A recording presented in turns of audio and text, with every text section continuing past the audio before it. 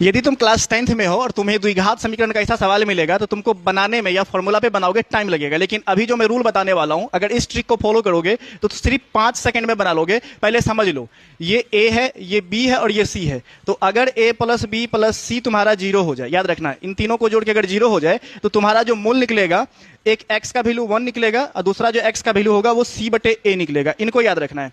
अभी ध्यान से देखो, 3 और 2 5 होता है। अब 5 में से 5 चला गया, कितना हो जाएगा? 0 हो जाएगा। इसका मतलब है कि एक वैल्यू हमारा तो 1 हो जाएगा और दूसरा वैल्यू क्या हो जाएगा? c बटे a, यानी कि c का वैल्यू कितना है? 2 और 2 बटे a का वैल्यू कितना है? 3, यानी कि a का आंसर 1 होगा, 1 होगा 2 बटे 3। अब देखो ये कहां पे है? ऑप्शन नंबर ए में। चलो अब समझ गए हो, अगला वाला देखते हैं। सेम सवाल है, 5 और 4 जोड़ोगे 9 और 9 में से 9 जाएगा, कितना हो जाएगा? 0 हो जाएगा, यानी कि एक आंसर 1 होगा, 1 होगा c बटे a, यानी कि 4 बटे 5, यानी 1 और 4 बटे 5 कहां पे है? ये तुम्हारा ऑप्शन नंबर सी में है। इनके अगला देखो, 12 और 7 19, 19 में से 19 चल गया 0, तो यानी एक आंसर 1 होगा, दूसरा 7 बटे 12 हो जाएगा, यानी c बटे a। तो 1 और 7 बटे 12 कहां पे है? ऑप्शन नंबर तुम्हारा 7 बटे 12 ना, ऑप्शन नंबर ए में है ये। चलो इसके बाद देखते हैं ये वाला जो सवाल है। अब इनको देख